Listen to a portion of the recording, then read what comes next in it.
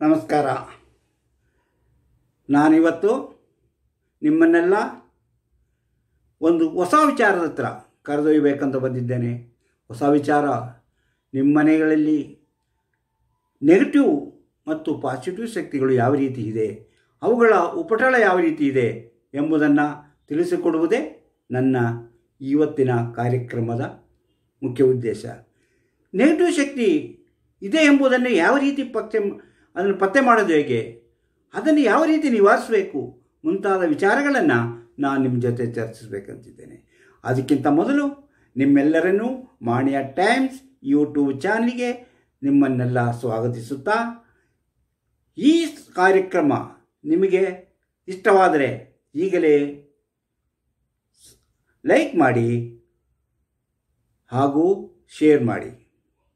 Like ಮಾಡೋದು ಹೇಗಂತ ಗೊತ್ತಲ್ಲ, ಈ ವಿಡಿಯೋದ ಕೆಳಗಡೆ ಮುಷ್ಟಿ ಬಿಗಿದಿಡ್ದಂಗೆ ಒಂದು ಚಿಹ್ನೆ ಇರುತ್ತೆ. ಆ ಚಿಹ್ನೆಯನ್ನು ಒಮ್ಮೆ ಒತ್ತಿ ಅದನ್ನು ಲೈಕ್ ಮಾಡ್ತೀರಿ.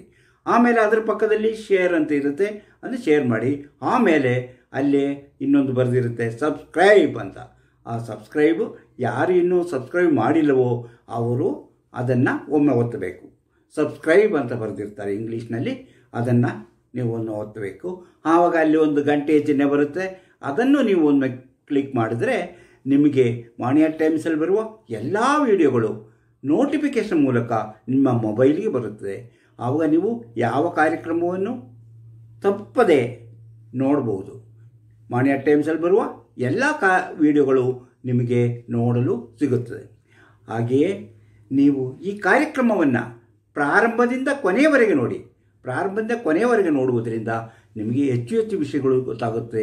ಈ ವಿಷಯಗಳು ಗೊತ್ತಾಗೋದ್ರಿಂದ ನಿಮ್ಮ ಬಾಳಿನಲ್ಲಿ ಇದನ್ನೆಲ್ಲ ಅಳವಡಿಸಿಕೊಂಡಾಗ ನೀವು ನಿಮ್ಮ ಜೀವನದಲ್ಲಿ ಸುಖ, ಶಾಂತಿ, ನೆಮ್ಮದಿಯನ್ನು ಪಡೆಯಲು ಸಾಧ್ಯವಾಗುತ್ತದೆ ಅಂತ ನಾನು ಈ ಮೂಲಕ ಹೇಳುತ್ತಾ ಇಂದಿನ ವಿಷಯಕ್ಕೆ ಬರ್ತಿದ್ದೇನೆ. ನೆಗೆಟಿವ್ ಶಕ್ತಿ ಅಂದರೆ ಏನು? ನೆಗೆಟಿವ್ ಶಕ್ತಿ ಅಂದರೆ ಏನು? ಹಲವರು ಹೇಳಿದ್ರು ಕೇಳಿದೆ, ನೆಗೆಟಿವ್ ಶಕ್ತಿ ಇದೆ, ಪಾಸಿಟಿವ್ ಶಕ್ತಿ ಇದೆ ಅಂತ. ನೆಗೆಟಿವ್ ಶಕ್ತಿ ಅಂದರೆ ನಮಗೆ ತೊಂದರೆ ಕೊಡುವಂತಹ ಶಕ್ತಿಗಳು, ನಮಗೆ ಉಪಟಳ ಕೊಡುವಂಥ ಶಕ್ತಿಗಳು, ಅದನ್ನು ನಾವು ನೆಗೆಟಿವ್ ಶಕ್ತಿ ಅಂತೀವಿ. ಒಬ್ಬ ಮನೆಯಲ್ಲಿ ನಾವು ಕೆಲವು ಕಡೆ ಕೂತ್ಕೊಂಡಾಗ ನಮಗೆ ನೆಮ್ಮದಿ ಹಾಯಾಗಿ ಅನಿಸುತ್ತೆ. ಇನ್ನು ಕೆಲವರು ಕೂತ್ಕೊಂಡು ಅಯ್ಯೋ ಅಲ್ಲಿ ಕೂತ್ಕೊಂಡು ಬೇಡ, ಇನ್ನೊಂದು ಕಡೆ ಕೂತ್ಕೊಬೇಕು ಅನಿಸುತ್ತೆ. ಅದು ನೆಗೆಟಿವ್ ಶಕ್ತಿಯ ಪವರ್. ಒಂದು ಕೂತ್ಕೊಬೇಕಂತ ಹೇಳಿದಾಗ ಅಲ್ಲಿ ಕೂತ್ಕೊಂಡು ನೀವು ಪಾಸಿಟಿವ್ ಶಕ್ತಿ ಇದೆ. ಕೆಲವು ರೂಮ್ಗಳಲ್ಲಿ ನಿಮಗೆ ಮಲಗಿ ನಿದ್ದೆ ಬರುತ್ತೆ, ಇನ್ನು ಕೆಲವು ರೂಮ್ಗಳಲ್ಲಿ ಮಲಗ ನಿದ್ದೆ ಬರೋದಿಲ್ಲ. ಯಾಕಂದರೆ ಅಲ್ಲಿ ನಿಮಗೆ ಪಾಸಿಟಿವ್ ಶಕ್ತಿ ಇದ್ದರೆ ನಿದ್ದೆ ಬರುತ್ತೆ, ನೆಗೆಟಿವ್ ಶಕ್ತಿ ಇದ್ದರೆ ನಿಮಗೆ ನಿದ್ದೆ ಬರೋದಿಲ್ಲ. ಅದೇ ರೀತಿ ನಿಮ್ಮ ಮನೆಗೆ ಒಳಗೆ ಬಂದಾಗ ನಿಮಗೆ ಏನಾದರೂ ಕಾಣುತ್ತಾ, ಆ ಮನೆಯೊಳಗಿನ ವಾತಾವರಣ ನೋಡಿ ನಿಮಗೆ ಮನಸ್ಸಿಗೆ ಆನಂದವಾಗುತ್ತೆ, ಸಂತೋಷವಾಗುತ್ತೆ, ಶಾಂತವಾಗಿ ನೆಮ್ಮದಿಯಾಗಿರೋ ಸಾಧ್ಯ. ಆದರೆ ಕೆಲವೊಮ್ಮೆ ಮನೆ ಒಳಗೆ ಬರೋತ್ತಿಗೇನೆ ಕೋಪ ಬರುತ್ತೆ. ಯಾಕೆ ಕೋಪ ಬರುತ್ತೆ? ಈ ಕೋಪ ಬರೋದು ಯಾಕಂದರೆ ನೀವು ನಿಮ್ಮ ಮನೆಯಲ್ಲಿ ನೆಗೆಟಿವ್ ಶಕ್ತಿಯ ಉಪಟಳ ಇದೆ ಅಂತ ಗೊತ್ತಾಗಬೇಕು. ಅದು ಯಾವ ನೆಗೆಟಿವ್ ಶಕ್ತಿ, ಹೇಗಿರುತ್ತೆ ನೆಗೆಟಿವ್ ಶಕ್ತಿ, ಅದು ಯಾವ ರೀತಿ ಅದನ್ನು ಪರಿಹರಿಸಬೇಕು, ಆ ನೆಗೆಟಿವ್ ಶಕ್ತಿಯನ್ನು ಯಾವ ರೀತಿ ನಾವು ದೂರ ಮಾಡಿದ್ರೆ ನಮ್ಮ ಜೀವನದಲ್ಲಿ ನಾವು ಸುಖ ಸಂತೋಷವಾಗಿ ನೆಮ್ಮದಿಯ ಜೀವನ ನಡೆಸಲು ಸಾಧ್ಯ, ನಾವು ಮಾಡುವ ಕೆಲಸಗಳಿಗೆ ತಕ್ಕ ಪ್ರತಿಫಲ ಹೇಗೆ ಸಿಗುತ್ತೆ ಎಂಬುದನ್ನೆಲ್ಲ ನೀವು ತಿಳ್ಕೊಂಡಾಗ ನೀವು ನಿಜವಾಗಲೂ ನೀವು ಅದೃಷ್ಟವಂತರಾಗ್ತೀರಿ. ಅದಕ್ಕೆ ಈ ಕಾರ್ಯಕ್ರಮವನ್ನು ಪೂರ್ತಿಯಾಗಿ ನೋಡಿ, ಕೊನೆ ತನಕ ನೋಡಿ. ಈ ನೆಗೆಟಿವ್ ಶಕ್ತಿ ಮತ್ತು ಪಾಸಿಟಿವ್ ಶಕ್ತಿಯನ್ನು, ನೆಗೆಟಿವ್ ಶಕ್ತಿಯನ್ನು ಪಾಸಿಟಿವ್ ಶಕ್ತಿಯಾಗಿ ಹೇಗೆ ಬದಲಾಯಿಸಬೇಕು ಎಂಬುದನ್ನು ನಾವು ಈ ಕಾರ್ಯಕ್ರಮದಲ್ಲಿ ಇವತ್ತು ನಾವು ಹೇಳ್ಕೊಡ್ತೇವೆ. ನೀವು ಇದನ್ನು ನೋಡಿ ಆಮೇಲೆ ನಿಮಗೆ ಅರ್ಥ ಆಗುತ್ತೆ ಪಾಸಿಟಿವ್ ಶಕ್ತಿ ಹೆಂಗೆ ಬಂತು, ನೆಗೆಟಿವ್ ಶಕ್ತಿ ಹೆಂಗೆ ಮರೆಯಾಯಿತು ಎಂಬುದು ನಿಮಗೆ ಗೊತ್ತಾಗುತ್ತೆ. ಅದಕ್ಕೆ ಈಗ ಮೊದಲನೇ ನೆಗೆಟಿವ್ ಶಕ್ತಿ ಹೆಂಗೆ ಬರುತ್ತೆ ಎಂಬುದನ್ನು ನೀವು ನೋಡಿ. ಈಗ ಮೊದಲನೇದಾಗಿ ಆ ನೆಗೆಟಿವ್ ಶಕ್ತಿಯಲ್ಲಿ ಯಾವ ಯಾವ ಅಂಶಗಳು ಅಡಗಿವೆ, ಅದನ್ನು ನೀವು ನೆಗೆಟಿವನ್ನು ಯಾವ ರೀತಿ ತಿಳ್ಕೊಬೋದು ಎಂಬುದನ್ನು ನಾನೀಗ ಹೇಳ್ತಾ ಹೋಗ್ತೇನೆ. ನಾವು ಸಾಮಾನ್ಯವಾಗಿ ನೆಗೆಟಿವ್ ಶಕ್ತಿಗಳಿಗೆ ಈ ಪಂಚೇಂದ್ರಿಯಗಳಿದಾವಲ್ಲ, ನಾವು ಪಂಚೇಂದ್ರಿಯಗಳಿಂದ ನಾವು ಅದನ್ನು ಗುರುತು ಹಚ್ಚಬಹುದು. ಆ ಪಂಚೇಂದ್ರಿಯಗಳು ಯಾವುವು?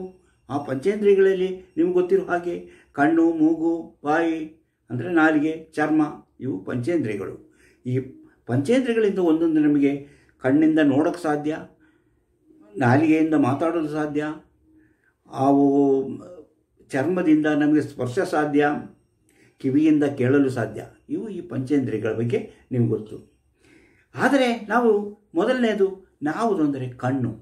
ಕಣ್ಣು ನಮ್ಮ ನೆಗೆಟಿವ್ ಶಕ್ತಿಯನ್ನು ಗುರುತಿಸುವಂತಹ ಒಂದು ಮುಖ್ಯವಾದ ಅಂಶ. ಹಾಗೆಯೇ ನೆಗೆಟಿವ್ ಶಕ್ತಿಯನ್ನು ಯಾವ ದೋಷ ಇದೆ ಎಂಬುದನ್ನು ಕಂಡುಹಿಡಿಯೋಕ್ಕೂ ನಮ್ಮ ಕಣ್ಣು ಮುಖ್ಯ.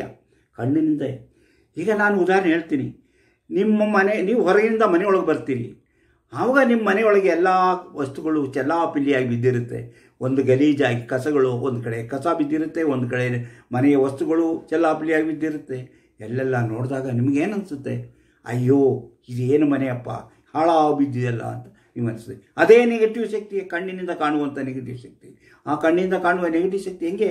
ಅದನ್ನು ನೀವು ಆ ಬುಕ್ಗಳನ್ನು ಜೋಡಿಸಿಟ್ಟು ಕಸವನ್ನು ಗುಡಿಸಿ ಕ್ಲೀನಾಗಿಟ್ಟಿದ್ದು ಮನೆಯೊಳಗೆ ಒಂಥರ ವಾತಾವರಣವೇ ಬದಲಾಗುತ್ತೆ. ಎಲ್ಲವೂ ಎಲ್ಲಿಡಬೇಕು ಅಲ್ಲಿಡುವ ಒಂದು ಜಾಗವನ್ನು ಇಟ್ಟಾಗ ಆ ಜಾಗದಲ್ಲಿ ನಮಗೆ ನೆಮ್ಮದಿ ಸಿಗುತ್ತೆ. ಅದಕ್ಕೆ ಚೆಲ್ಲಾಪಲ್ಲಿ ಬಿದ್ದಾಗ ಮನೆಯೊಳಗೆ ಬಂದ್ಕೊಳ್ಳೆ ನಮಗೆ ಕೋಪ ಬರುತ್ತೆ. ಅಯ್ಯೋ ಏನೋ ಒಂದು ಅಸಹನೆ, ಅಯ್ಯಯ್ಯ ಇಂಥ ವಾತಾವರಣದಲ್ಲಿ ಹೆಂಗಪ್ಪ ಜೀವನ ಮಾಡೋದು ಅಂತ ಅನಿಸುತ್ತೆ. ಅದೇ ನೆಗೆಟಿವ್ ಶಕ್ತಿಯ ಪ್ರಭಾವ. ಅದು ಕಣ್ಣಿನಿಂದ ನಾವು ಕಣ್ಣಿನಿಂದ ಕಾಣುವಂಥ ನೆಗೆಟಿವ್ ಶಕ್ತಿಯ ಒಂದು ಪ್ರಭಾವ. ಎರಡನೇದಾಗಿ ನಾವು ಏನು ಮಾಡಬೇಕು? ನಮ್ಮ ಮೂಗು ಏನು ಬರುತ್ತೆ? ಮೂಗಿನಿಂದ ನಮಗೆ ವಾಸನೆ ಬರುತ್ತೆ. ಮೂಗಿನಿಂದ ನಮಗೆ ವಾಸನೆ ಗೊತ್ತಾಗುತ್ತೆ. ನಾವು ಮನೆಯೊಳಗೆ ಬರೋತ್ತಿಗೆ ಯಾವುದಾದ್ರೂ ಬಟ್ಟೆ ಒಣಗದೇ ಇರೋ ಬಟ್ಟೆ ವಾಸನೆನೋ, ಅಥವಾ ಚಪ್ಪಲಿ ಬಿಚ್ಚಿದೆ ಚಪ್ಪಲಿ ಸಾಕೊಂಬಂದಿದ್ದು ವಾಸನೆನೋ, ಅಥವಾ ಇನ್ಯಾವುದೋ ಒಂದು ಮನೆಯೊಳಗೆ ಏನೋ ಒರೆಸಿದಾಗ ಏನೋ ಒಂದು ಗಬ್ಬು ವಾಸನೆನೋ, ಅಂಥ ವಾಸನೆಗಳು ಬರ್ತಾ ಇದ್ದಾರೆ. ನಮಗೇನು ಅನಿಸುತ್ತೆ?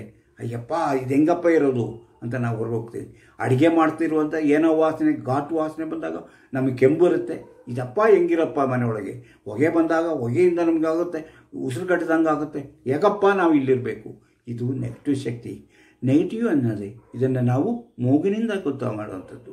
ಮೂಗಿನಿಂದ ನಾವು ಇದನ್ನು ತಿಳ್ಕೊಬೇಕಾಗಿತ್ತು. ಅದು ಒಂದು ಎರಡನೇ ನೆಗೆಟಿವ್ ಶಕ್ತಿ.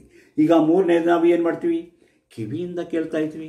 ಕಿವಿಯಿಂದ ಕೇಳ್ತೀವಿ, ಇಂಪಾದ ಶಬ್ದ ಕೇಳ್ತಾ ಇದ್ದರೆ ನಮಗೆ ಆನಂದವಾಗುತ್ತೆ.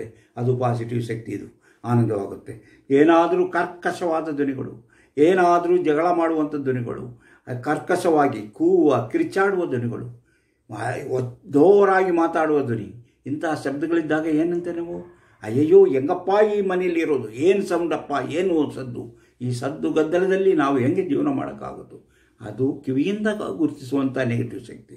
ಆ ನೆಗೆಟಿವ್ ಶಕ್ತಿ ಏನೇ ಆದರೂ, ಒಂದು ನಾಯಿ ಬೋಳ್ದು ಅದು ದೊಡ್ಡ ಶಕ್ತಿಯಾಗಿ ಒಂದು ಕಿರಿಕಿರಿಯನ್ನು ಉಂಟು ಮಾಡುತ್ತೆ. ಇದೆಲ್ಲವೂ ನಾವು ಯಾವುದರಿಂದ? ಕಿವಿಯಿಂದ ಅದನ್ನು ಪತ್ತೆ ಮಾಡ್ತೀವಿ. ಈ ಕಿವಿಯಿಂದ ಪತ್ತೆ ಮಾಡುವ ಶಕ್ತಿಯನ್ನು ನಾವು ಕೇಳುವಂಥದ್ದು ಅಂದರೆ ಆಲಿಸುವಂಥದ್ದು, ಅಂದರೆ ಕರ್ಕಶವಾದ ಧ್ವನಿ ಸಂಧಿಗಳು. ಹಾಗಾದರೆ ಇನ್ನು ಕಿವಿಯಿಂದ ಆದಮೇಲೆ ಏನು ಮಾಡ್ತೀವಿ ನಾವು? ಸ್ಪರ್ಶ. ನಾವು ಯಾವುದಾದ್ರೂ ವಸ್ತುವನ್ನು ಮುಟ್ಟಿದಾಗ, ಯಾವುದೇ ವಸ್ತುವನ್ನು ಮುಟ್ಟಿದಾಗ ಅದನ್ನು ನಾವು ಹೊರಟಾಗಿದೆ, ಅಯ್ಯೋ ಇದೇನು ಹೊರಟು ಅಂತೀವಿ. ಯಾವುದಾದ್ರೂ ಕೊಳೆಯಾದ ಬಟ್ಟೆಯನ್ನು ಎತ್ತಿದಾಗ ಅಯ್ಯಯ್ಯೋ ಇದು ಕೊಳೆ, ಇದು ಹೆಂಗಪ್ಪ ಇದು.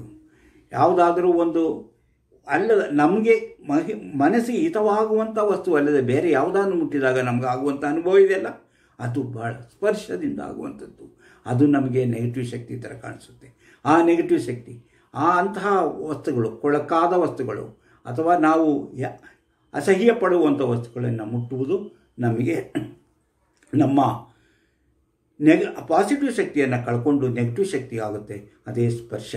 ಅದನ್ನೇ ಸ್ಪರ್ಶ. ನಮ್ಮ ಚರ್ಮದ ಮೂಲಕ ಆ ಸ್ಪರ್ಶ ಜ್ಞಾನವನ್ನು ತಿಳ್ಕೊಳ್ತೇವೆ. ಅದು ನಮಗೆ ಇನ್ನು ಕೊನೆಯದಾಗಿ ಬಾಯಿ ಅಂದರೆ ನಮ್ಮ ನಾಲಿಗೆಯನ್ನು ಅದಕ್ಕಿರುವಂಥದ್ದು. ನಾಲಿಗೆ ಅನ್ನೋದೇನು? ಬಾಯಿ. ಮಾತುಗಳಿಂದ ನಾವು ಏನಂತೆ? ಮಾತು ಕೆಟ್ಟದಾಗಿ ಮಾತಾಡೋದು, ಯಾವುದಾಒಂದು ವಿಚಾರ ವಾದ ಮಾಡೋದು, ಅಥವಾ ಇನ್ಯಾವುದು ಕಿರ್ಚಾಡೋದು.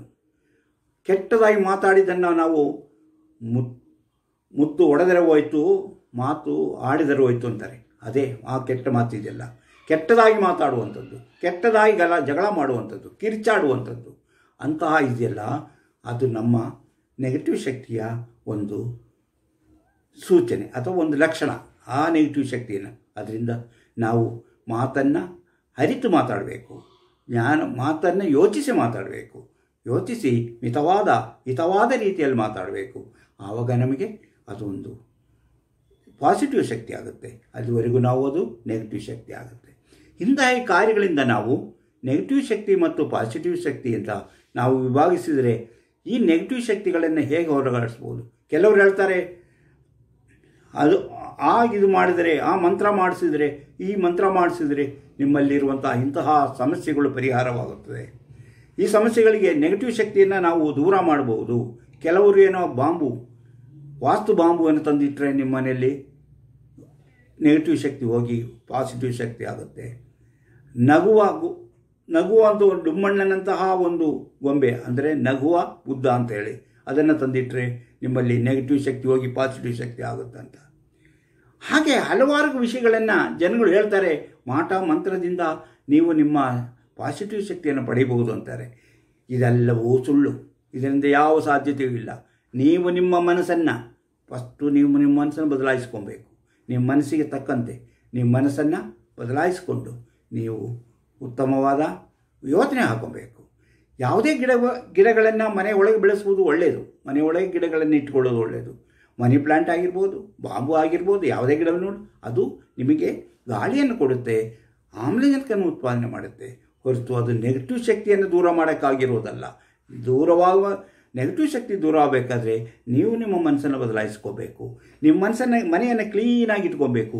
ಮನೆಗಳಿಗೆ ಅಲಂಕಾರಿಕ ವಸ್ತುಗಳನ್ನು, ನೋಡುವಲ್ಲಿ ಚೆನ್ನಾಗಿರುವಂಥ ವಸ್ತುಗಳನ್ನು ಇಡಬೇಕು.